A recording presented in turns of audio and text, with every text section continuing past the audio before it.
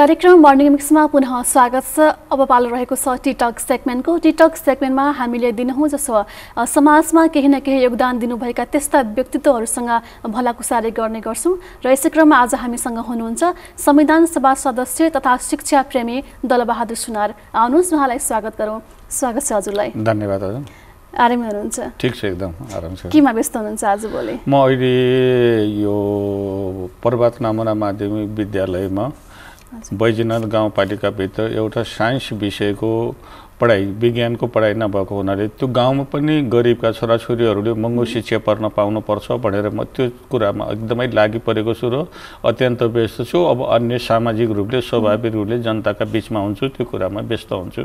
राजनीति, शिक्षा, समाज हैन सबैलाई समेटिरहनु भएको छ। विशेष गरी अहिले शिक्षामा केन्द्रित हुनुहुन्छ। अहिले म शिक्षामा केन्द्रित छु हजुर। हुन्छ, यो विषयमा हामी एकैछिनमा आउँछौँ। थोरै अलिकति हामी कार्यक्रमको फर्मेट अनुसार जान चाहन्छौँ। यो दिनको सुरुवात कसरी हुन्छ? कति बजे उठ्नुहुन्छ तपाईँ चाहिँ बिहान? हजुर, बिहान कति बजे उठ्नुहुन्छ?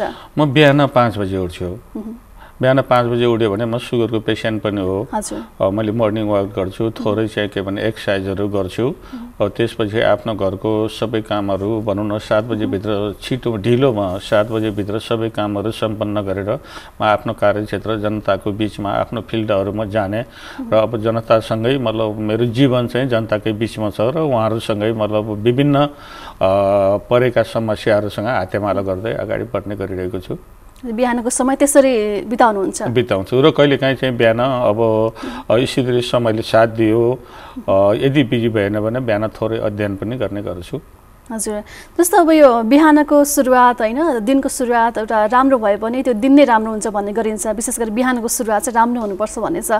तपाईँ यसलाई मान्नुहुन्छ? कसरी लिनुहुन्छ यसमा चाहिँ? अनि धेरै राम्रो। बिहान हामी जति उठेर चाहिँ के भने जति छिटो उठ्न सक्छौँ हामीले चाहिँ के भने आफ्नो शरीरलाई भनौँ जिउलाई अपडेट भन्नु मलाई यसलाई मेरो भाषामा हामी चाहिँ के भने अब अहिले प्राय गरी खेतमा काम गर्ने बानी हाम्रो छुटेको छ। सबै किसान, म कहिलेकाहीँ फेरि तपाईँलाई एउटा कुरा भने तरकारी खेती पनि गर्छु। कतिपय साथीहरूमा तरकारी दाइली लगाउनु भएको छ भनेर हेर्न पनि आउनुहुन्छ। थोरै कुखुरा पनि पालेको छु घरको लागि मात्रै, अब बाख्रा पनि छन्। अब त्यसो भएको हुनाले घरको काममा व्यस्त रहनु, बिहान चाहिँ के भने आफ्नो अब यो सबै कुराहरूलाई नियमित गर्नु भनेको स्वास्थ्यको निम्ति राम्रो हो भन्ने बुझेको छु मैले। जस्तो उदाहरणको लागि अहिले देशमा महामारीको रूपमा चलिरहेको कोभिड छ। कोभिडसँगको पहिलो सङ्घर्ष भनेको हाम्रो स्वास्थ्यलाई अपडेट गर्नु हो भन्ने मान्यताका साथ मैले आफूले त्यो गरिरहेको छु र एवं मैले आफ्ना साथीभाइहरूलाई नजिक रहेका सम्पर्क रहेका सबैलाई चाहिँ त्यो ढङ्गले अगाडि बढ्नुपर्छ भनेर सल्लाह सुझावसम्म दिइरहेको छु। हजुर, पक्कै पनि। जस्तो अब यो कोभिडले हामी सबैजना प्रभावित छौँ नै हैन, तर कोभिड अघि र अहिलेको जीवनयापन चाहिँ कतिको अलिकति भिन्नता पाउनुहुन्छ? कसरी हेर्नुहुन्छ? हो त, अब यो स्थिति के पनि देशव्यापी रूपमा, अन्तर्राष्ट्रिय रूपमा, विश्वव्यापी रूपमा हेर्दाखेरि एउटा महामारीको रूप लिइरहेको अब अवस्थाहरू छ। तर पनि अहिले गाउँ बस्तीहरूमा हेर्दाखेरि सामान्य रूपमा देखिन्छ। किन भन्दाखेरि अब जनताहरू अथवा मतलब किसानहरू आम खेतमा छ, खेती पाती गरेको छ, व्यस्तता छ। उहाँहरूलाई चाहिँ के भने कोरोना के हो भनेर कहिलेकाहीँ फसलहरूमा बसेको बेला हो र आज त्यहाँ भएर भन्ने ढङ्गका कुराहरू सुनाउने, त्यो ढङ्गले गर्ने कुराहरू गर्नुभएको छ। तर पनि अत्यन्त मतलब के भने महामारीको रूपमा र यसलाई भयभीत रूपमा चाहिँ के भने हामीले बुझ्नुपर्छ र कोभिड केही होइन भनेर गयौँ भने यसले ठुलो मतलब के भने दुर्घटना अथवा त्यस्तो नोक्सान निम्त्याउन सक्छ। र अहिलेको अवस्थामा हेर्दाखेरि कलेजहरू बन्द छ, स्कुलहरू बन्द छ, स्कुल व्यवसायहरू सारा बन्द छ। अब यो अवस्थामा पनि अब हामीले गर्वको साथ भन्नुपर्छ अहिले बाँकेको प्रशासन, राजनीतिक पार्टी, अब सामूहिक मतलब स्थानीय सरकारहरू सबैको मतलब जुन मतलब क्रियाशीलता छ यसले बाँकेलाई चाहिँ के भने एउटा नियन्त्रित रूपमा अगाडि बढाउने प्रयत्नहरू चाहिँ गरिरहेको छ। तर देशव्यापी रूपमा हेर्दा महामारीकै रूपमा छ र यसले भयावह स्थिति जन्माउन सक्छ भन्ने स्थितिमा छु म।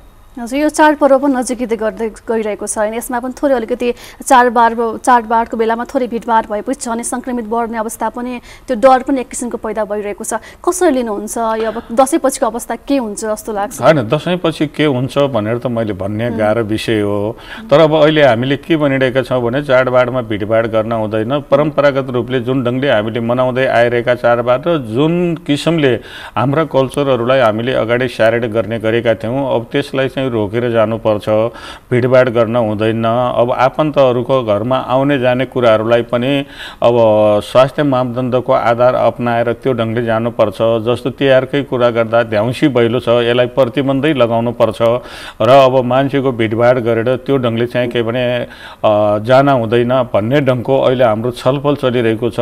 तर त्यो टुङ्गोमा हामी पुगेका छैनौँ। तर दसैँको हकमा भन्नुपर्दाखेरि के हो त भन्दा स्वास्थ्य मापदण्डको आधारमा मात्रै हामीले दसैँ मान्नुपर्छ, बाँच्नुपर्छ, बचाउनुपर्छ, त्यसपछि अर्को दसैँ मान्नुपर्छ भनेर यो ढङ्गले हामी अगाडि बढिरहेको कुराहरू छ। हजुर, पक्कै पनि हामी बाँच्यो भने, हाम्रो आफन्त बाँच्यो भने चाडपर्व त आइ नै हाल्छ होइन, वर्षपछि। ठिकै छ, यो हामी कुराकानी पछि पनि जोड्नेछौँ कोभिडका बारेमा। तपाईँको जन्मस्थान सुर्खेतको सिम्ता है? हजुर, मेरो त्यो बाल्य अवस्था फर्किउन, त्यो सुर्खेतलाई सम्झिउन कस्तो थियो? म 2016 साल सुर्खेत तत्कालीन तामाकाँगडा गाउँ पञ्चायत वार्ड नम्बर 5 माल्पा भन्ने ठाउँमा बुवा नन्दवीर सुनार र आमा ललिती देवी सुनारको कोखबाट जन्म भएको।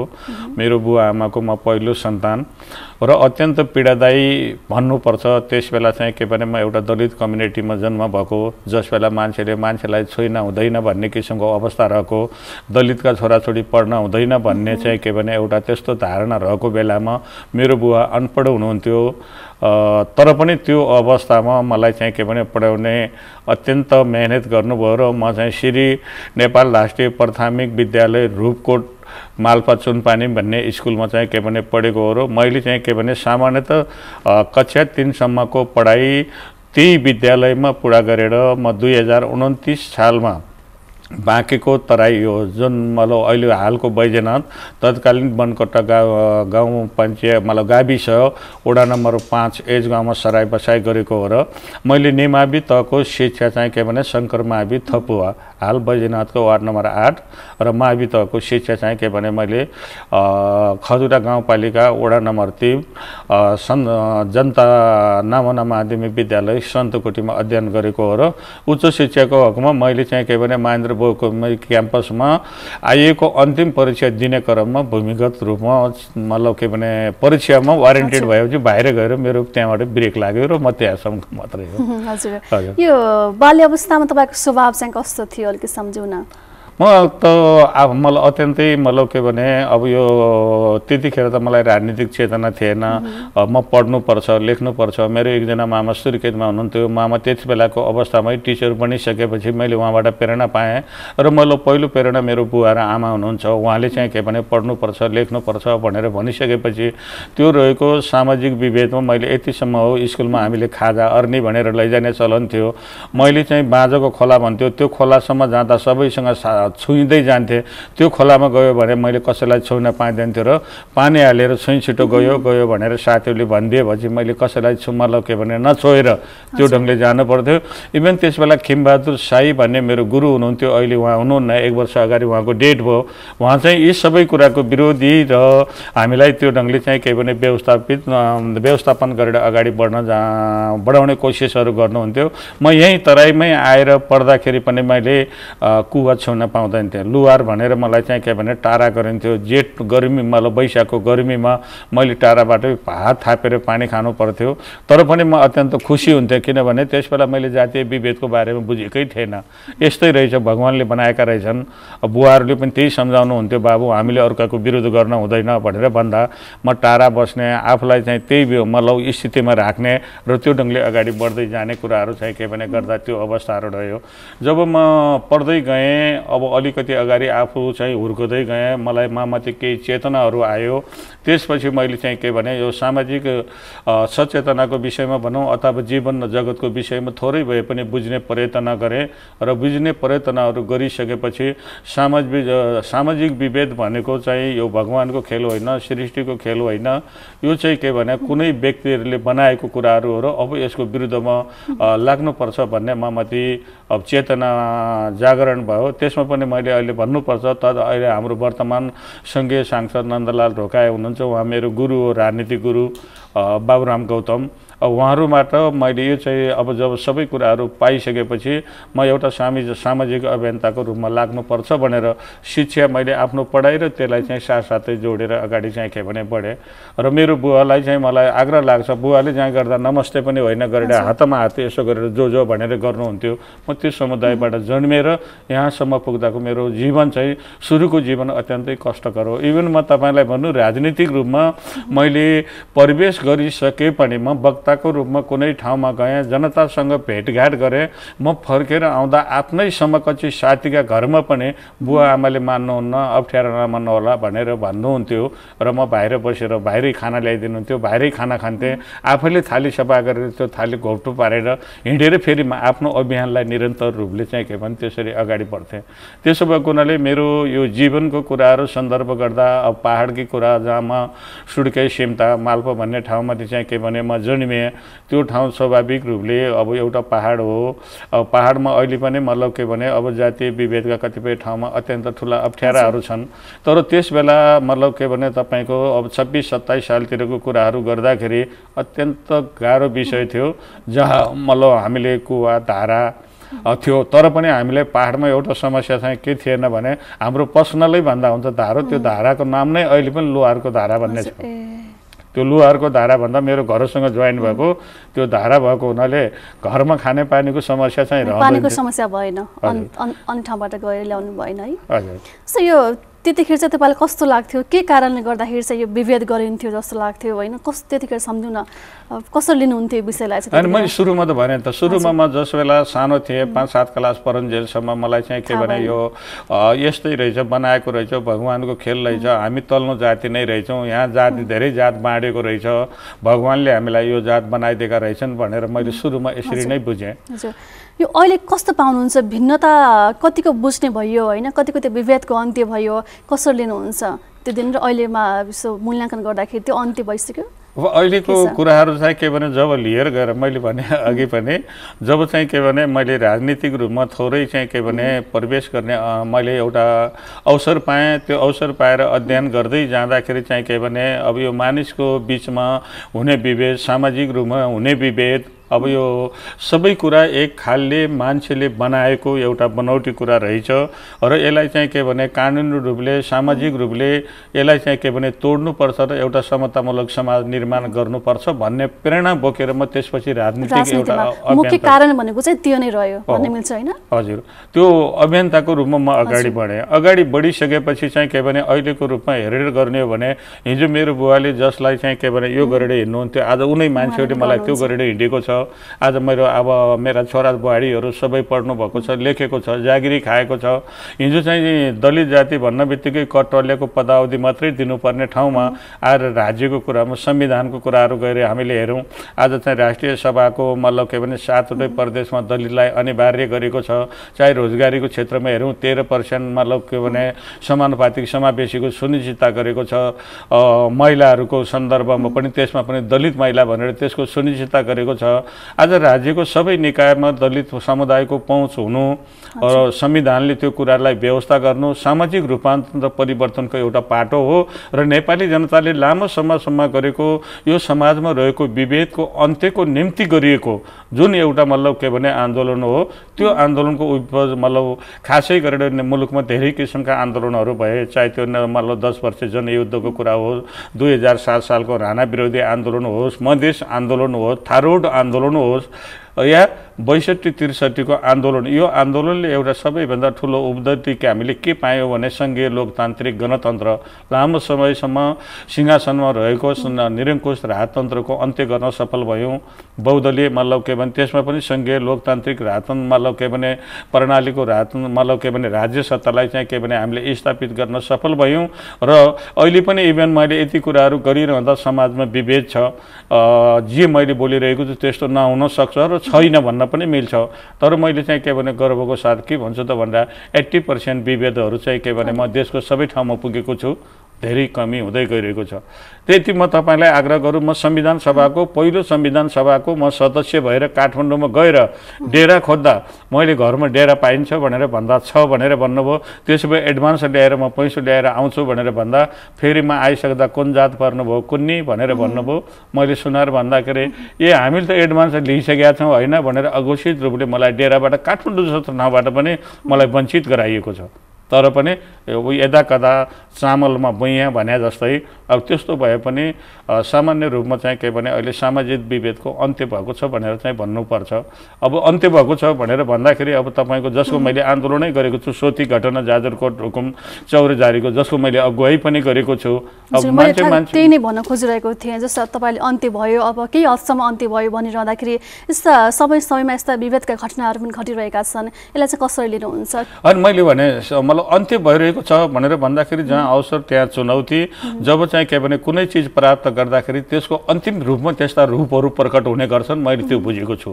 किनभने मान्छेका चेतनाहरू अब विस्फोट हुँदैछ। कानुनले अब नै दण्डनीय मौलिक हकमा नै संविधानले यो व्यवस्थाहरू गरिसकेपछि सबै हाम्रो नेपाली जनताको चेतना स्तर भनेको संविधान ऐन कानुन भनेको के हो भनेर बुझ्ने चेतना छैन। चाहे त्यो दलित कम्युनिटीको मान्छे हो चाहे अन्य कम्युनिटीको, गाउँ बस्ती र दूर दराजमा बस्ने मान्छेहरूले जबसम्म यो कुराहरूलाई चाहिँ के भने आत्मसात गर्न सक्दैन, बुझ्न सक्दैन, तबसम्म चाहिँ के भने यो छिटपुट घटनाहरू चाहिँ के भने हुने कुरा हो। यसलाई छिटपुटकै रूपमा मात्रै लिएँ भने पनि मेरो आवाज सुनिरहेका मान्छेहरूले फेरि मलाई औँलो ठड्याउनु होला।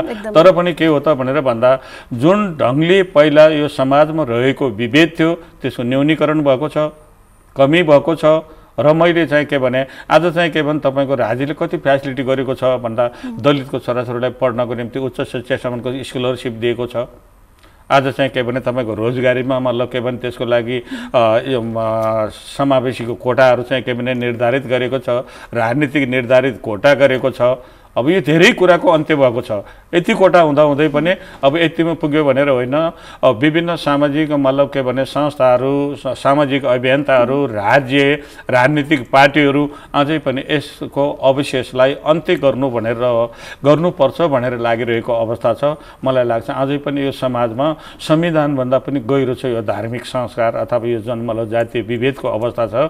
यसलाई अन्त्य गर्नका निम्ति हामीले ठुला अभियानहरू अझै चलाउनै पर्छ। हजुर, संविधान सभा सदस्य पनि हुनुभयो होइन, यो संविधान निर्माणमा तपाईँको भूमिका चाहिँ कस्तो रह्यो फर्किएर हेर्दाखेरि चाहिँ?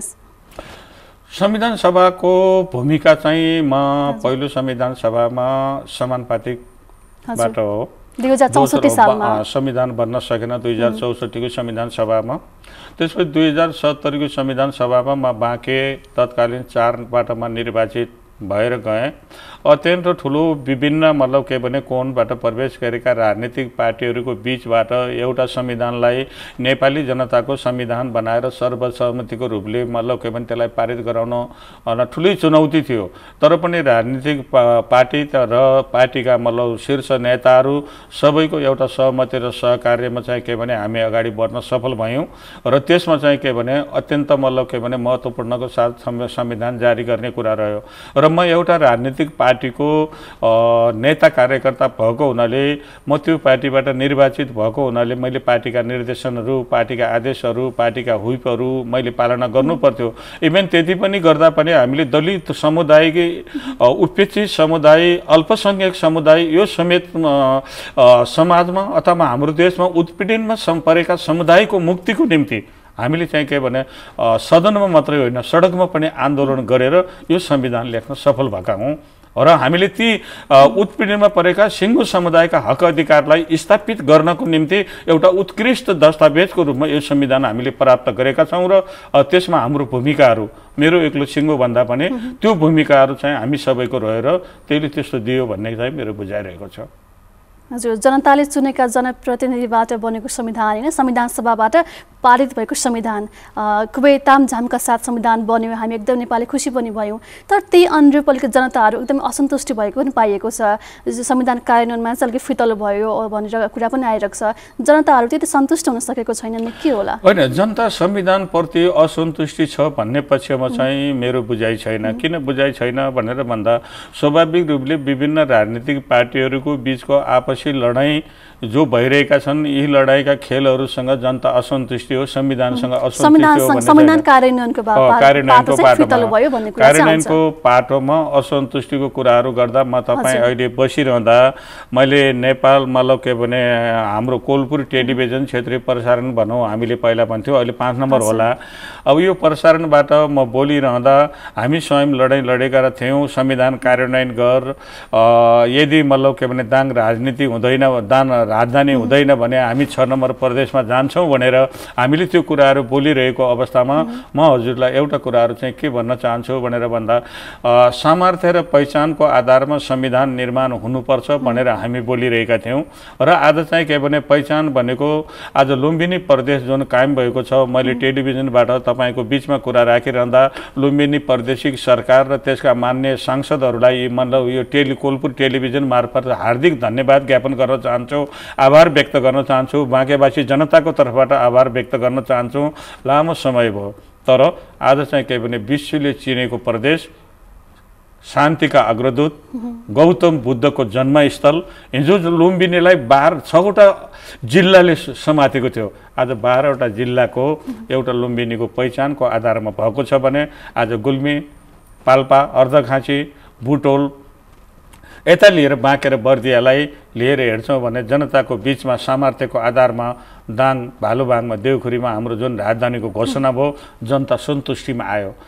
कार्यान्वयनको चरणमा सुरुमा कार्यान्वयनको पाटोमा पुग्दा कार्यान्वयनको पक्षमा हामी कार्यान्वयनमा तहमा नपुगिसक्दासम्म जनता असन्तुष्ट थियो। म तपाईँलाई सोध्दैछु अब चाहिँ के भने लुम्बिनी प्रदेश हाम्रो प्रदेशको नामाकरण र देउखुरीको भालुबाङ राजधानी तोड्दाखेरि त मलाई लाग्छ जनता सबै असन्तुष्टि छैन। अब जनताले सन्तुष्टि व्यक्त गर्न सुरु गरेको छ। इभन म हिजो मात्रै दाङ पुगेर आएको छु, हिजो दाङ पुग्दा के हुन्छ भन्ने लागेको थियो। त्यसै भएर संविधानको चरणमा रहेका कमजोरीका कारणले जनतामा असन्तुष्टि छ। अहिले पनि मैले यति बोलिरहँदा 2 नम्बर प्रदेशको राजधानी तोक्न सकिएको छैन, त्यहाँ एक खाले लडाईँ छ, यता कि उता भन्ने कुरा। यो लडाईँ भनेको के हो त भनेर भन्दा संविधानको गरेको व्यवस्था होइन, संविधानले त प्रष्ट भनेको सामर्थ्य र पहिचानको आधारमा राजधानी गर्नुपर्छ। हामीले चाहिँ के भने सामर्थ्य भनेको जनताको पहुँच सजिलै। अब हिजो हाम्रो एउटा लडाईँ के थियो, नेपालगञ्ज राजधानी बनाउने कि बुटोल। अब बुटोल बनाउँदा नेपालगञ्जको मान्छेलाई 6 घण्टा लाग्थ्यो, नेपालगञ्ज बनाउँदा बुटोलको मान्छेलाई 6 घण्टा लाग्थ्यो। अब मतलब के भने देउखुरीको भालुबाङमा हुँदा अब 3 घण्टामा उताको मान्छे आउँछ, 3 घण्टाको यताको मान्छे जान्छ, सबैको केन्द्रबिन्दुमा रह्यो। अहिले त अलिकति दिल त बुटोलको मान्छेलाई दुख्न सक्छ, हाम्रो यहीँ भइदिएको भए हुन्थ्यो भनेर थोरै दिल नेपालगञ्जको मान्छेलाई दुख्न सक्छ। तर सबैको चित्त बुझाउने ढङ्गले संविधान कार्यान्वयनको पाटोमा गएको छ र संविधानका कमजोर पाटा छैनन्, कार्यान्वयनका केही कमजोर पाटाहरू छन्। कमजोर होला, तर जुन कमजोरी छन्, जुन जनताहरू केही हदसम्म असन्तुष्टि हुनुहुन्छ, यो बिस्तारै पनि हट्दै जानेछ भन्ने हाम्रो विश्वास पनि रहेको छ। सरकारले काम त गरि नै रहेको छ होइन, केही कमजोरी हुन सक्छन्, त्यो ठिकै छ। अनि जस्तो अब राजनीतिपछि या भनौँ राज्य मन्त्री भइसकेको तपाईँ एकजना व्यक्ति होइन, विद्यालय व्यवस्थापन समितिको अध्यक्षमा हुनुहुन्छ, अहिले पनि शिक्षा प्रेमी पनि हुनुहुन्छ होइन, कसरी लिनुहुन्छ यो शिक्षालाई चाहिँ तपाईँले? होइन, पहिलो कुरा त मैले चाहिँ के भन्न चाहन्छु भनेर भन्दा जनताको राजनीति हामीले गर्न सक्यौँ कि सकेनौँ। हामी जनताको राजनीति गरिरहेका छौँ, जनताको लागि मतलब के भने सर्वोपरि मानेर हामी मालिक भएर राजनीति गरेका छौँ कि सेवक भएर भनेर भन्दा मैले जीवनलाई जनताको सेवकको रूपमा अगाडि सारेँ। त्यो मेरो प्रमाण होलान् भन्ने लाग्छ। जनताबाट पनि मैले त्यस्ता कुराहरू पाइरहेको छु। म संविधान सभाको सदस्य, पहिलो संविधान सभा, दोस्रो संविधान सभाको भएँ, म राज्य मन्त्री पनि भएँ र मैले देश र जनताको बिचमा पार्टीले दिएको जिम्मेवारी, राज्यले दिएको जिम्मेवारी, जनताले गरेको अपेक्षाभन्दा म टाढा हुन सकिनँ र मलाई कसैले पनि आउँलो ठहराउन सक्छ भन्ने कुराहरू मलाई लाग्दैन। म एकदम खुसी छु। र स्थिति हेर्दाखेरि के हुँदो रहेछ त भन्दाखेरि सीमित साधन स्रोतका बावजुद जतिसुकै इमान्दार हुँदा पनि चाहेको जति गर्न सकिँदो रहन्छ। मैले जे चाहन चाहेको थिएँ, मैले मेरो आफ्नो कार्यकालमा यी कामहरू पुरा गर्छु भनेर सोचेको थिएँ, तर ती कामहरू पुरा हुन सक्ने अवस्थाहरू चाहिँ के भने रहेनन्। के कतिपय कामहरू उधारा रहे। मतलब अपुरा रहे। म तपाईँलाई आग्रह गर्न चाहन्छु, मैले नै मतलब जनतासँग म एउटा मतलब भने उत्पीडित समुदायको मान्छे, एउटा उत्पीडित वर्गको मान्छे, मैले चाहिँ जनतासँग कबुल गरेको र मैले आफूले चुनावको घोषणा पत्र मेरो व्यक्तिगत जारी गर्दा पनि के बोलेको थिएँ, मेरो हेर्दा अनुहार कालो छ, तपाईँहरूले मलाई मतदान गर्नुहोस्। आज तपाईँ सुकुमवासीको रूपले अव्यवस्थित रूपले बस्नु भएको छ, जब म तपाईँलाई जग्गाका जग्गाधनी पूर्जा उपलब्ध गराउने छु, मेरो यो कालो अनुहार तपाईँको जग्गाधनी प्रमाण पूर्जामा देख्नुहुनेछ भनेर मैले जनतासँग कबुल गरेका केही कामहरू पुरा हुन सकेनन्, जो मेरो बसमा थिएन, मैले चाहेर पनि गर्न सकिनँ। त्यो राज्यसँग जोडिएको थियो। आज कहिलेकाहीँ जाँदाखेरि तपाईँको अनुहार तपाईँसँग हेर्न पाइन्छ, हाम्रो पूर्जामा हेर्न पाइँदैन भनेर जनताले मलाई यस्तो मतलब बडा माया गरेर सोध्नुहुन्छ लागेको भनेर पनि। अब त्यसो भएको हुनाले म राज्य मन्त्री भइसकेर सबै कुराहरू गर्ने कुराहरूमा जस्तो मतलब भेरी बबाई डाइभर्सन, अहिले आज बहुउद्देश्य भेरी बबाई डाइभर्सन, अब हाम्रो मतलब पूर्व प्रधानमन्त्री सम्माननीय सुशील कोइराला दाईको नामहरू आउँछ, त्यसपछि गएर अब हाम्रो वामदेव गौतमको नामहरू आउँछ। तर पनि म राज्य मन्त्री भइसकेको बेला त्यसको शिलान्यास चाहिँ दलबहादुर सुनारले सुर्खेतमा गरेको भनेर कहीँ आउँदैन। यस्तो हुँदो रहेछ, चित्त बुझाउँछु मैले। शिलान्यास गरेर जसले चाहिँ के भने बहुउद्देश्य भेरी बबाई डाइभर्सनको शिलान्यास गर्छ त्यो व्यक्तिको नाम आउँदैन। जसले अन्तिममा गएर चाहिँ के भने त्यो पानीको उद्घाटन गर्न आउँछ, अब उसको नामहरू आउँछ। मैले ती कामहरू गर्न पाएँ। त्यसपछि मतलब के भने रानी जमरा कुलडिया मतलब अहिले जो कर्णालीमा इन्टेक बनेर चाहिँ त्यो नहर बनिरहेको छ, त्यो नहरको कामहरूको सन्दर्भको कुराहरू गर्दा, जो अर्को चाहिँ के भने टनकपुरमा सन्धि गर्दा भारतसँगको सन्धि हुँदा 1000 क्युसेक पानी नेपालले पाउनुपर्ने अवस्था हुँदाहुँदै पनि 3 किलोमिटर नहरभन्दा अगाडि बढ्न नसकिरहेको ठाउँमा त्यसलाई त्यो नहरको मतलब के भने वातावरण अगाडि बढाउने कामहरू गरेँ। त्यसो भएको हुनाले मैले बाँकीको सन्दर्भ मात्रै होइन, मैले थोरै समय जुन मन्त्री काम गर्न पाउने मौका पाएँ, म को हुँ र मैले के गर्न सक्छु भनेर सबैले चिन्न पायो भन्ने कुराहरू चाहिँ मैले पक्कै पनि तपाईँले गर्नुभएका काम होइन सबैले चिनी पनि रहनु भएको छ, तपाईँको नाम पनि आउँछ, हामीलाई खुसी लाग्छ होइन। जसरी एउटा राजनीति अथवा नेतामा छ, नेतालाई चाहिँ धेरै आलोचना चाहिँ बढी खेप्नुपर्ने हुन्छ, यो क्षेत्र नै त्यस्तै छ, पेसा नै त्यस्तै छ, तर तपाईँका चाहिँ अलिकति सकारात्मक कुराहरू आउने गर्छन्, उहाँले चाहिँ यस्तो गर्नुभयो भने हामीले सुन्न पनि सक्छौँ। त्यसैले चाहिँ तपाईँको कामहरूबाट तपाईँ परिचित हुनुहुन्छ, तपाईँको एउटा जीवनी कस्तो रहेछ, कसरी तपाईँको बाल्यावस्था हुर्कियो,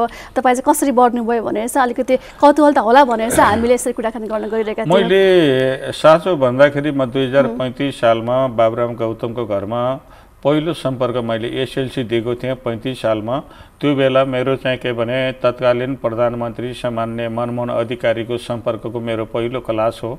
मानिस किन गरिब हुन्छ, मानिस किन पछाडि पर्छ, दिनभरि काम गर्छ, उसैले पेटभरि खाना पाउँदैन, तर जसले मतलब घर बनाउँछ उसले बस्न पाउँदैन, जसले खेत जोत्छ उसले पेटभरि खाना पाउँदैन भनेर उहाँबाट त्यो जब क्लास पाइसकेपछि अब म मर्नुपर्छ यो समाज रूपान्तरण र परिवर्तनको लागि भनेर जो प्रेरणा बोकेर म चाहिँ के भने अगाडि गइसकेपछि मेरो अहिलेको बुझाइको राजनीतिको एउटा कुराहरू के छ भने राजनीतिमा विकृति छ, राजनीतिमा विसङ्गति छ, मान्छेले चाहेको जस्तो राजनीतिलाई मार्गदर्शक बनाएर लिएर जान सकेको छ। हामीले जनताको राजनीति गर्न सक्यौँ, जनतासँग इमानदारी गर्न सक्यौँ, जनताको अगुवाई सही ढङ्गले गर्न सक्यौँ भने यो सामाजिक रूपान्तरण र परिवर्तन त्यति लामो छैन भन्ने मेरो बुझाइ हो। हुन्छ, म एकछिनमा आउँछु यो विषयमा। मैले अघि पनि जोडेको थिएँ, तपाईँ राज्य मन्त्री भइसकेको व्यक्ति, एउटा पदमा पुगिसकेको मान्छे पनि एउटा विद्यालयको व्यवस्थापन समितिको अध्यक्षमा हुनुहुन्छ अहिले भनौँ, यो कसरी चाहिँ तपाईँको मन लाग्यो होइन? एउटा किनकि पदमा अलिकति घमण्ड गर्ने हुन्छ नि त, होइन यसको आलोचना पनि आए। एकदम धन्यवाद छ हजुरलाई। यसको आलोचना के आइसक्यो भने नेताले पद पायो भने कुनै ठाउँ छोड्दैन भन्ने किसिमको कुराहरू भयो। मैले चाहिँ के भयो त भन्दा मेरो गाउँ वरिपरि मेरो आँखाबाट मतलब के भने अत्यन्त अवस्था रियालिटी आँसु चुयो।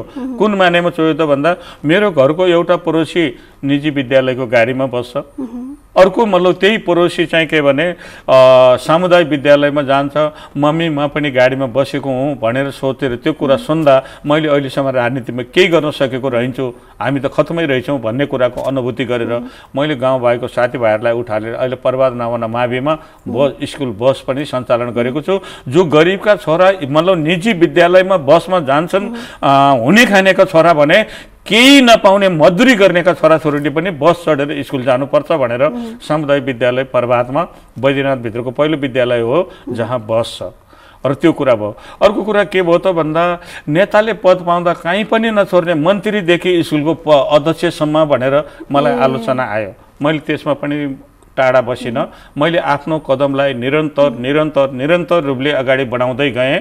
आज मैले त्यो निरन्तर अगाडि बढाउँदै जाँदा सबै सम्माननीय राष्ट्रपति विद्यादेवी भण्डारीज्यूको चाहिँ के भने मैले त्यहाँ स्वर्ण जयन्ती महोत्सवमा मैले उपस्थित गराउन मतलब एउटा चिफ गेस्टको रूपमा ल्याउन सफल भएँ। मान्य मन्त्रीजीहरू आउनुभयो, सबैले एक हातले प्रशंसा गर्नुभयो कि मान्छे काम गर्ने मान्छेलाई पद होइन ठाउँ चाहिन्छ, काम गर्ने मान्छेलाई अहम होइन मान्छेले चाहिँ के भने समर्पण गर्न सक्छ। त्यसको उदाहरण एउटा दलबहादुर सुनार हो भनेर आज सबैले दिइराख्नु भएको छ र मैले अत्यन्त मतलब के भने खुसीको साथ गर्व महसुस गरेको छु।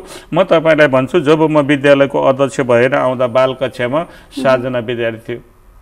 1 देखि 5 क्लाससम्म जम्मा 98 जना विद्यार्थी थियो। म सङ्ख्या तोकेर बोल्दैछु। जब म अध्यक्ष आएर मैले जनताको घर दैलो गरेँ, नर्सरीमा मतलब के भने 69 जना विद्यार्थी पहिलो वर्ष गराएँ र 98 जना विद्यार्थी रहेको ठाउँमा 375 जना विद्यार्थी त्यहाँ पुर्याएँ। अहिले प्रभातमा जानुभयो भने 1100 भन्दा बढी विद्यार्थीहरू छ।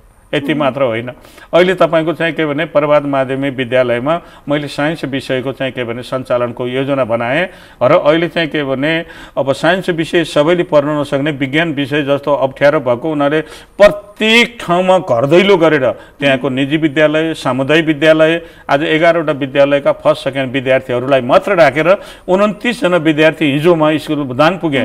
30 जना विद्यार्थी हिजो पुग्ने कुरा थियो र मैले लकडाउनको दूरी गराएर त्यो क्लासिङ पनि चलाइ गराइरहेको छु र मैले गोर्खा, कोलपुर र नेपालगञ्जको रिजल्ट अब प्रभावले तोड्नुपर्छ। जनताका गरिबका छोराछोरीले तोडेर देखाउनुपर्छ। डाक्टर इन्जिनियर गरिबका छोरा पनि पढ्न सक्छन् भनेर त्यो अभियानताको साथ मैले अहिले स्कुलमा चलाएको छु र अहिले नमुना विद्यालय बनिरहेको छ। यो निजी विद्यालय पनि कम्पिटिसन गर्न सक्छ अब? अहिले चाहिँ म तपाईँलाई आग्रह गरौँ, रिकर्ड अब मैले त बोकेर ल्याएन, तर चाहिँ के भने निजी विद्यालयका मतलब के भने 150 विद्यार्थी चाहिँ के भने अहिले हामीसँग त्यहाँ आइसक्यो। हिजो हामीसँग आउन मान्दैन थियो, अहिले निजी विद्यालयको त्यहाँ आज।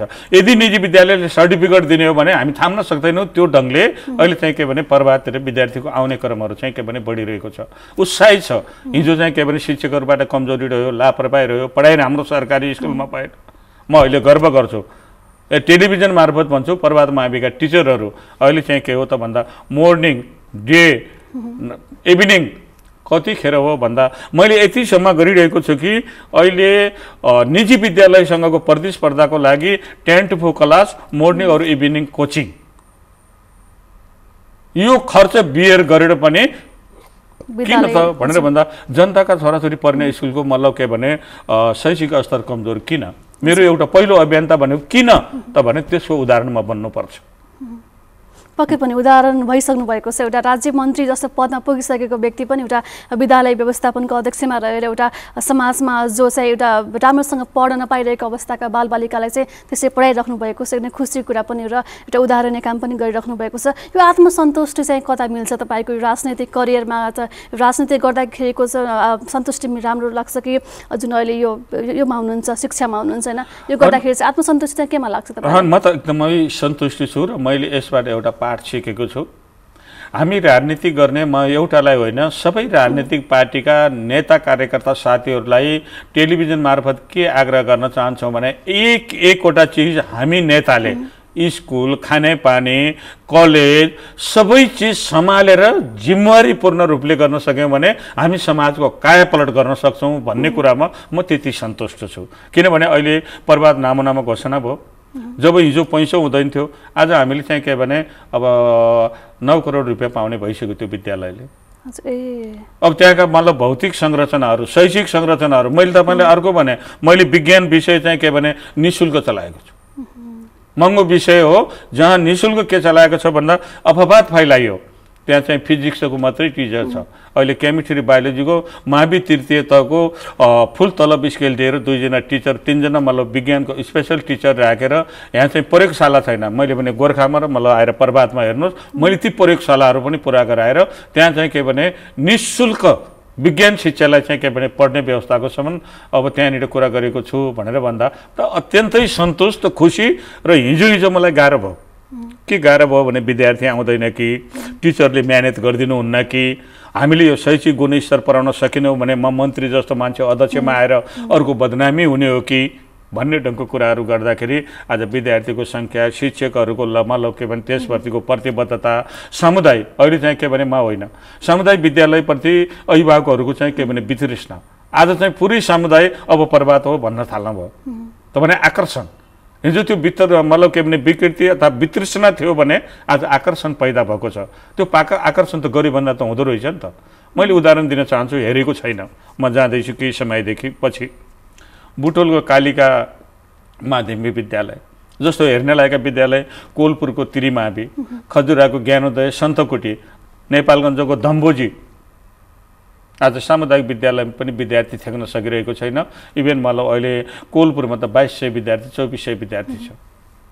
अब हामी पनि के भने यो वर्ष कोभिड नभएको भए के अरे हजुरको हामीले 1500 विद्यार्थी पुर्याउने लक्ष्य लिएका थियौँ। यति मात्रै होइन, हामीले अर्को पनि योजना के बनाएको छौँ भने बोर्डिङ स्कुलमा अङ्ग्रेजी पढाइ हुन्छ, त्यसकारण त्यहाँ चाहिँ यो सामुदायिक विद्यालयमा भएन भन्दा मैले चाहिँ के भने नर्सरीदेखि 1 सम्म चाहिँ के भने इङ्ग्लिस मिडियम चलिसक्यो।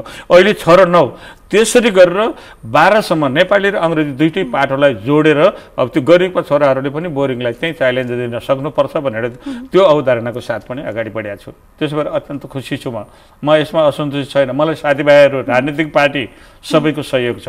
मलाई त्यो फेरि असहयोग कहीँ कतैबाट छैन, किनभने दाइ एउटा उदाहरणीय काम। अहिले म व्यवस्थापन समितिमा मेरो यो यसपटकको दोस्रो कार्यकाल हो। अब भाइहरूले गर्नुहोस् म सक्दैनौ भन्दा सबैको आग्रह अनुरोधमा एक कार्यकाल चलाइदिनुपर्छ भनेर भन्दा म अहिलेभरि फेरि भर्खरै भएको छ।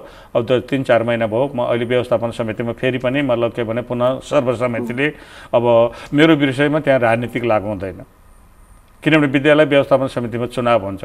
मलाई त सबै पार्टीले आग्रह गरेर आइदिनुहोस् भनेर आएको। किन भन्दा समाज बनाउनको निम्ति चाहिँ के भने राजनीतिक हामीले गर्ने भन्दा अलिकति टाढा बस्नुपर्छ। मैले स्कुलमा भनेको छु म एउटा राजनीतिक पार्टीको नेता, यदि यो ढोकाभित्र प्रवेश गरेर राजनीतिको गहना आयो भने तपाईँ सबै डिग्री लेभलको टिचर छ, तपाईँहरूले मलाई कारबाही गर्नुपर्छ। म गेटबाट बाहिर के गर्छु थाहा छैन। यो पवित्र एउटा मन्दिरको रूपमा यसलाई चाहिँ के भने शैक्षिक मन्दिरको रूपमा चाहिँ हामीले लिउँ। सबै स्वीकार्नुपर्छ, राजनीतिक पार्टीले स्वीकार्नुपर्छ, सामाजिक संस्थाले स्वीकार्नुपर्छ। इभेन अहिले चाहिँ के भने बैजनाथ गाउँपालिका, मैले नाम लिन छोडेँ भने अन्याय हुन्छ। बैजनाथ गाउँपालिकाले अहिले चाहिँ के भने पर्वतलाई साँचो एउटा नमुना बनाउनको निम्ति अब जुनसुकै कुरामा लगानी छ र अहिले बैजनाथ गाउँपालिकाको पनि अब वार्षिक 25 लाख रुपियाँले चाहिँ के भने हामीलाई बजेटिङ गरिदिएको छ। र यी सबै आधारले गर्दा मलाई लाग्छ 1 वर्षपछि, अहिले म भन्दैन, अब तपाईँको 1 वर्षपछि कोलपुर टेलिभिजन पर्वतमा पुग्नेछ। त्यहाँको संरचना, त्यहाँको शैक्षिक अवस्था, म यो सबै कुराहरू देखाएर चाहिँ सन्तुष्टि गराउने छु र म सन्तुष्ट छँदैछु। हजुर, एनटिभीको होलपुर। हजुर, जस्तो अब यो हुन्छ नि यो राजनीति होइन, शिक्षा, समाजसेवी सबै गर्नुहुन्छ। अबको पाटो भनौँ अथवा राजनीतिलाई चाहिँ कसरी लिनुभयो, राजनीतिको व्याख्या चाहिँ कसरी गर्नुहुन्छ? होइन, राजनीतिको व्याख्यालाई मैले त अघि पनि एउटा कुराहरू चाहिँ के भने भनेर भन्दा अब मुलुक चलाउनको निम्ति बाहिर जसले जेसुकै भने पनि राजनीतिक पार्टी नै हो। राजनीतिक पार्टीहरू दर्शन शास्त्रको आधारमा चलिरहेका छन्। दर्शन शास्त्रको आधारमा चलिरहेको हुँदा मैले चाहिँ के भने आफूलाई अब एउटा तत्कालीन नेकपा एमाले र आजको चाहिँ के भने म नेकपामा छु र म मार्क्सवादी दर्शनबाट के भने एउटा कन्भेन्स छु। त्यसो भएको हुनाले सामाजिक रूपान्तरण र परिवर्तन गर्नको निम्ति राजनीतिक पार्टीहरूले हेर्ने र गर्ने भनेको चाहिँ कुरा मैले अघि सुरुमै के भनेको छु भने राजनीतिक पार्टीको नीति सिद्धान्त र व्यवहार विचारलाई जनताको व्यवहारमा उतार्ने नेता कार्यकर्ता। सिद्धान्त ठिक छ, विचार ठिक छ, नेता कार्यकर्ता ठिक छैन भने पार्टी राम्रो बन्दैन, समाज राम्रो बन्दैन, सिद्धा राम्रो बन्दैन, देश राम्रो बन्दैन। त्यसो भएको हुनाले मैले बुझेको के हो भने पार्टीको नीति सिद्धान्त विचार र व्यवहारलाई चाहिँ के भने जनताको बिचमा बोल्लो लैजाने र जनतासँग हातेमालो गराउने चाहिँ के भने कार्यक्रममा त्यसको के भने वाहन भनेको चाहिँ पार्टीका नेता कार्यकर्ता हो। हजुर, एउटा नेतामा हुनुपर्ने गुण चाहिँ के हो? नेता चाहिँ कस्तो हुनुपर्छ होइन, गुण चाहिँ के हुनुपर्छ नेतामा चाहिँ? होइन, मैले त बुझेको चाहिँ के हो भन्दा छोटो भन्दा नेता भनेको नीति निर्माण र कार्यान्वयन। जसले नीति निर्माण गर्न सक्दैन ऊ नेता होइन, नीति निर्माण गरेर कार्यान्वयन गर्न सक्दैन त्यो पनि नेता होइन। नीति निर्माण गर्न सक्छ, त्यसलाई कार्यान्वयन गर्न सक्छ, त्यो नेता हो। नीति जनताको पक्षमा बनाउनु पर्छ र जनताकै पक्षमा कार्यान्वयन गर्नुपर्छ भनिसकेपछि तर जनता त्यहाँदेखि असन्तुष्ट हुनुपर्ने कारणै छैन। म सबै नेता कार्यकर्तालाई आग्रह के गर्न चाहन्छु भनेर भन्दा जनताको निम्ति राजनीति गर्नेहरूले जनतासँग कहिल्यै पनि झुटो नबोल, जे सक्छौ त्यो बोल, बोलेको कुरा पुरा नहुन सक्छ, फर्केर पुरा गर्न सकिन भनेर जनतालाई आग्रह गर। जनता रिसाउँदैन कहिले, जनता भम शक्ति भएको एउटा शक्ति हो, तर त्यो जनतालाई कमजोर नठान। राजनीतिक पार्टीका नेता कार्यकर्ता सबैसँगको मेरो आग्रह के हो भने जनतालाई कमजोर नठान, जनता नै सबै चिज हो, जनतासँग बोलेका कुराहरूलाई पुरा गर, आफूले जे सक्छौ त्यो बोल, बोलेका कुरामा तलमाथि नगर। तर अब अहिले कस्तो रहिदियो त भन्दा कतिपय नेता कार्यकर्ताहरू चाहिँ के भने हामी जनताभन्दा ठुला हो, हामी त निर्वाचित भएर माथि आइसक्यौँ, मलाई एउटा राम्रो कुरा थाहा छ, म माननीय थिएँ, मन्त्री थिएँ, अहिले सामान्य छु। फेरि चुनाव जितेर गएको निर्वाचित भएको जुनसुकै पार्टीको नेता कार्यकर्ता फर्केर त्यही जनताको बिचमा जानुपर्छ। त्यो हेक्का चाहिँ नेता कार्यकर्ताले फेरि हामी त्यहाँ जान्छौँ है, हामी पनि जनतै सरह हुन्छौँ है भनेर भन्नुपर्छ र जनतै सरह भन्ने शब्दले असर पर्न सक्छ। हामी जनता सरह हो, तर मेरो बुझाइमा के हो भने हामीभन्दा माथि जनता हो। जब म जनताको दैलोमा पुग्थेँ, उहाँहरूको मिठो बोली, मिठो मुस्कुरान मेरो जीवनको प्रेरणा आधार त्यही बन्थ्यो। अरू महलमा बस्न जान्थ्यो, म झुपडीमा जान्थेँ, किनभने जहाँ त्यहाँको भाषा, त्यहाँको बोली, त्यहाँको खाना, यो समाज निर्माणको मेरो ऊर्जा थियो। हजुर हुन्छ, हामी अझै पनि धेरै कुराकानी गर्न मन थियो, समयको पाबन्दी लागिसकेको छ। तपाईँले अघि भन्नुभयो जनतासँग गरेका बाचाहरू केही हदसम्म चाहिँ धेरै त पुरा गरे तर केही पनि अझै बाँकी छ भन्नुभएको छ। जुन बाँकी नभएका जुन बाचाहरू छन् नि त्यो बाचाबारे के भन्न चाहनुहुन्छ त्यो जनतालाई? होइन, मैले यो एकदम राम्रो कुराहरू सुन्नुभयो। यो बाँकी रहेका जुन कामहरू छन्, म चाहिँ के भने अहिले शिक्षक मात्रै होइन, कतिपय ठाउँमा गुनासो छ, मतलब गुनासो त हुँदो रहेछ, तपाईँ त्यही एउटा स्कुलमा झुन्डिने कि अर्को ठाउँ पनि जाने भनेर यस्ता तर्कहरू आइरहेका छन्। तर पनि यो तर्कका बावजुद पनि मैले चाहिँ के हो त भनेर चाहे त्यो सङ्घीय सरकार होस्, प्रादेशिक सरकार होस्, स्थानीय सरकार होस्, कति मैले भनेका कुराहरू त अहिले स्थानीय प्रदेश र सङ्घीय सरकारले पुरा गरेको छ।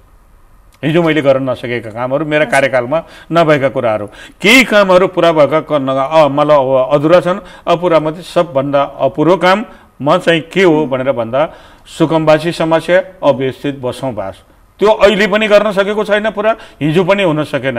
र मैले पटक पटक नेपाल सरकार, सङ्घीय सरकार, प्रादेशिक सरकार र स्थानीय सरकार वा सबै राजनीतिक सरकारवालासँग राखेर इमिडिएटली मतलब के भने जनताको चाहिँ के भने यो समस्यालाई पहिलो सम्बोधन गर्न सक्नुपर्छ भनेको छु। र यो बाहेकका कामहरू लगभग भएका छन्। अब यो काममा चाहिँ पछाडि रहेको छ। मैले अघि सुरुमा पनि भने बसभन्दा कमको कुरा हो, तर भूमि व्यवस्थापन आयोग चाहिँ बनिसकेको छ। यो आयोगलाई मैले के आग्रह गर्न चाहन्छु त भनेर भन्दा जिल्लामा बसेर जिल्लाको सुकुम्बासी समस्या समाधान गर्न सक्दैन, स्थानीय तहलाई अधिकार प्रत्यार्जन गरेर यो भूमि व्यवस्थापन आयोगले यो गर्यो भने हामी 2 वर्षभित्र चाहिँ के भने देशभरिको सुकुम्बासी समस्या वा अव्यवस्थित समस्यालाई सम्बोधन गर्न सक्छौँ भन्ने लाग्छ। हजुर हुन्छ, जुन तपाईँका जुन बाँकी रहेका जुन बाचा जुन जनतासँग गर्नुभएका जुन कामहरू छन् तपाईँले सक्ने जति गर्नुहुन्छ भन्ने हामी अपेक्षा पनि गरेका छौँ। जसरी शिक्षामा तपाईँको योगदान अतुलनीय छ, समाजसेवी पनि हुनुहुन्छ, जुन हिसाबले अगाडि बढिरहनु भएको छ त्यो निरन्तर अगाडि बढोस् भन्ने हाम्रो कामना पनि रहेको छ। यहाँसम्म आइदिनु भयो, तपाईँलाई धेरै धेरै धन्यवाद।